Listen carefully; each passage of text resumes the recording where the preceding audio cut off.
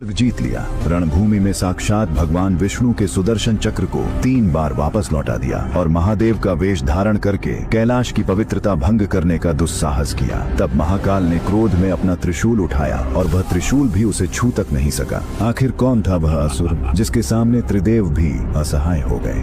असल में स्वर्ग के सिंहासन पर बैठे देवराज इंद्र का अहंकार 7वें आसमान पर पहुंच चुका था। वो शक्तिशाली देवराज जिसके खौफ से असुर पाताल की अंधेरी गुफाओं में छुपने को मजबूर थे, अब खुद को इस पूरे ब्रह्मांड का सर्वशक्तिमान समझने लगा था। उनके हाथ में था वज्र, वह दिव्य अस्त्र जिसके एक प्रहार से पर्वत चूर चूर हो जाते थे। लेकिन इंद्र को यह बिल्कुल भी आभास नहीं था कि उनका यही दंभ एक ऐसे महाविनाश को जन्म देने वाला है जिसे रोकना त्रिदेवों के लिए भी असंभव हो जाएगा। फिर कुछ ऐसा हुआ जिसने स्वर्ग की नींव को जड़ से हिलाकर रख दिया। दरअसल एक दिन देवराज इंद्र अपने पूरे वैभव और अहंकार के साथ कैलाश की ओर प्रस्थान कर रहे थे, लेकिन उसी संकरे मार्ग पर अचानक एक भयानक अघोरी तपस्वी खड़ा दिखाई दिया। शरीर पर भस्म, जटाएं बिखरी हुई और आंखों में एक ऐसा दिव्य तेज जिसे देखकर कोई भी साधारण देवता नतमस्तक हो जाए। वह कोई साधारण तपस्वी नहीं था, वह स्वयं महादेव थे जो अघोरी रूप धारण करके इंद्र के अहंकार की परीक्षा लेने आए थे। लेकिन मद में अंधे इंद्र ने उसे पहचानने की कोशिश भी नहीं की।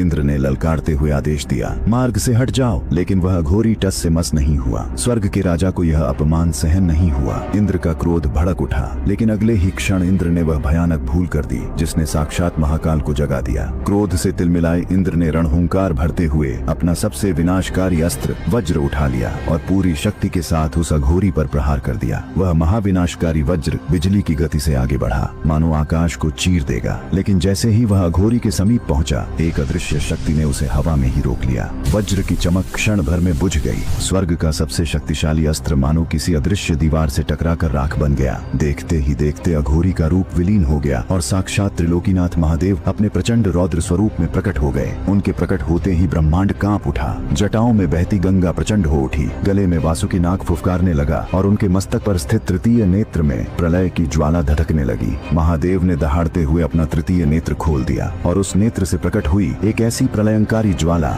जिसकी तपिश से आकाश तक लाल हो उठा। देवता भय से कांपने लगे। इंद्र का अंत निश्चित था। तभी देवगुरु बृहस्पति वहां प्रकट हुए और महादेव के चरणों में गिरकर इंद्र के प्राणों की भीख मांगने लगे। महादेव ने इंद्र को क्षमा तो कर दिया, लेकिन उनके तृतीय नेत्र से निकली वह प्रचंड दिव्य शक्ति अब वापस नहीं लौट सकती थी। वह शक्ति किसी न किसी रूप में प्रकट होकर ही शांत हो सकती थी। इसलिए महादेव ने अपनी योग्य माया से उस अग्नि की दिशा बदल दी और उसे क्षीर सागर की ओर मोड़ दिया। वह धधकती हुई ज्वाला एक उल्का पिंड की तरह आकाश को चीरते हुए समुद्र की अथाह गहराइयों में जा गिरी और एक भयानक विस्फोट हुआ। स्वर्ग से लेकर पाताल तक हाहाकार मच गया। उसी क्षण उस उफनते हुए समुद्र की गहराइयों में एक अकल्पनीय घटना घटने लगी। अचानक समुद्र की उफनती लहरों को चीरते हुए एक प्रचंड तेज से भरा बालक प्रकट हुआ। वह कोई साधारण बालक नहीं था, वह स्वयं महादेव के क्रोध की अग्नि से जन्मा था। उसके जन्म लेते ही धरती कांप उठी। उसकी गर्जना से 10 दिशाएं थर्रा उठी। उसकी आंखों में एक ऐसी प्रचंड अग्नि जल रही थी जो आने वाले समय में पूरे ब्रह्मांड को चुनौती देने वाली थी।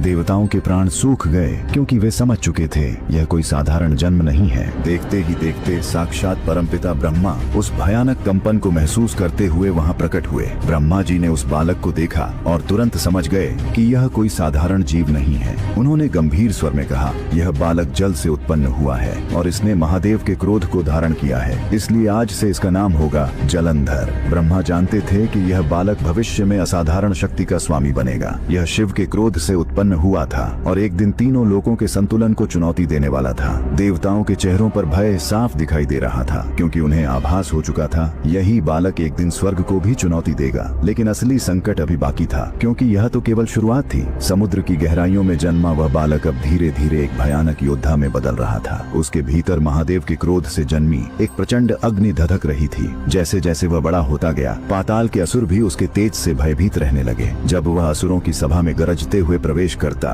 तो पाताल की धरती तक कांप उठती। जलंधर जान चुका था पाताल के अंधेरे में छुपकर नहीं रहना है, उसे तीनों लोकों पर राज करना है। लेकिन अगले ही क्षण उसने एक ऐसा निर्णय लिया जिसने देवताओं की नींद उड़ा दी। जलंधर ने निश्चय किया कि वह ऐसी शक्ति प्राप्त करेगा जिसे कोई देवता भी चुनौती न दे सके। इसलिए वह पाताल की सबसे खौफनाक और रहस्यमयी गुफाओं में चला गया। वहाँ उसने हजारों वर्षों तक ऐसी कठोर तपस्या की जिसका ताप पूरे ब्रह्मांड को झुलसाने लगा। वह वर्षों तक अचल खड़ा रहा, न अन्न ग्रहण किया और न जल। समय बीतता गया और उसकी तपस्या का तेज धीरे धीरे इतना प्रचंड हो गया कि उसकी ज्वाला पाताल से उठकर तीनों लोकों तक पहुंचने लगी। दिशाएं कांप उठी। स्वर्ग में बैठे देवता भय से एक दूसरे का मुख देखने लगे, क्योंकि उस तपस्या की ज्वाला से पूरा ब्रह्मांड कांप उठा और चारों ओर हाहाकार मच गया। देखते ही देखते सृष्टि के रचयिता स्वयं परमपिता ब्रह्मा उस तपस्या से विवश होकर वहां प्रकट हो गए। ब्रह्मा जी ने गंभीर स्वर में कहा, जलंधर, अपनी तपस्या से तुमने मुझे प्रसन्न कर दिया है, मांगो, क्या वरदान चाहते हो? जलंधर ने धीरे धीरे अपनी आंखें खोली। उसकी आंखों में एक भयानक महत्वाकांक्षा जल रही थी। उसने हुंकार भरते हुए कहा, हे परमपिता,